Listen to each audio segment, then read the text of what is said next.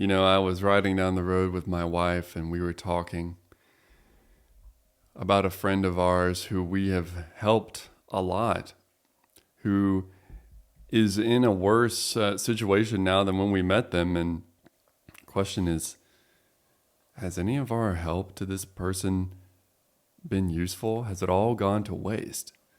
And I thought of that verse, what you've done to the least of these, you've done unto me. Insofar as we did it for our friend, we did it for Christ himself. Mm-hmm. And in that sense, it cannot be wasted, right? Now, does that take the burden off of you to be a good steward with your time and with your resources, with your talents? No, it doesn't. You still need to exercise wisdom in those sorts of decisions. But there comes a point where you cannot let your fear of negative consequences hold you back from doing what the Lord has commanded you to do, right? Mm-hmm. But rather just leave it in his hands. And if you're concerned about, well, if I just love that freely, how will there be anything left for me? How will I get on? Well, the Lord is there to restore to you 100-fold whatever you've sacrificed for him. That's what the scripture says. Well, the other thing it says too is Jesus said, you are my friend when you obey my commands, right? So you want to be a friend of Jesus, obey what he said, which goes back to, the story we read there about the Good Samaritan. Just prior to what you read, the verse was quoted, I believe, of, we should love the Lord our God with all our heart, soul, mind, and strength, and love our neighbor as ourselves. That's where the question came from. Well, who is my neighbor? Right. And so that is the command of God.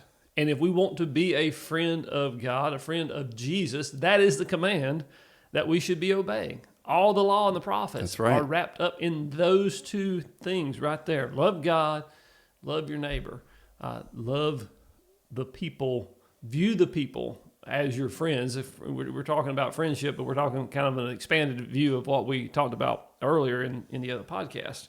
So the thing I think we have to be careful about,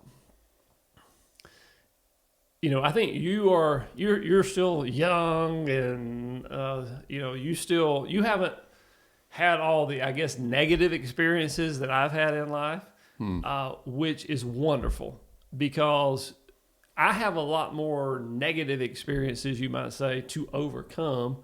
When I see the guy in a ditch, I'm like, yeah, you're just like the other 100 I've seen in a ditch. Right. As we get older, we tend to think maybe we're applying more common sense to the situation, when in fact we might just be jaded. Mm-hmm. And I think that's the caution I would give to my generation on this topic. I know you've seen it. I know you probably have been taken advantage of. You've helped people, just like you were saying before, that it didn't do any good. And so all those things enter into your mind and we become jaded or blinded or uncaring toward those others when we really shouldn't. I think we have to guard against that. This is where we have to become like little children, because children, they don't get caught in the mire of disappointment and so-called common sense, right? They have this easy sort of faith that doesn't, I don't want to say doesn't ask questions. If you know a kid, kids ask questions. But kids ask questions in faith that there are answers, right? Mm-hmm. That's different. It's not a doubtful sort of questioning. It's a genuine sort of curiosity.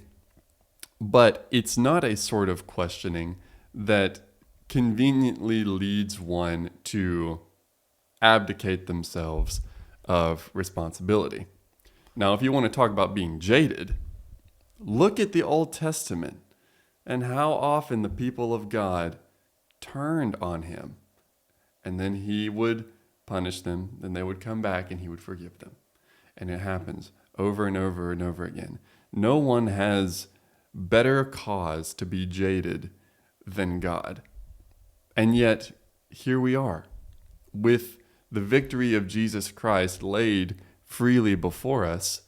So, if you want to be like God, that's what it means. Yeah, so I think we hit on it briefly, but the question that the guy asked, who is my neighbor? That question really was asked not to get to the real answer.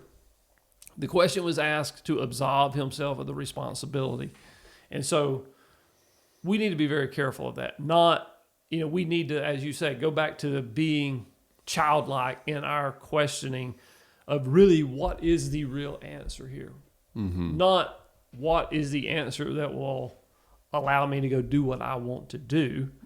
And I think ultimately, hopefully that's what you and I are doing in these conversations, is let's ask sincere questions that get us to the truth, not to some predefined answer that we already know and we're going to use to our own advantage because we're selfish people by nature.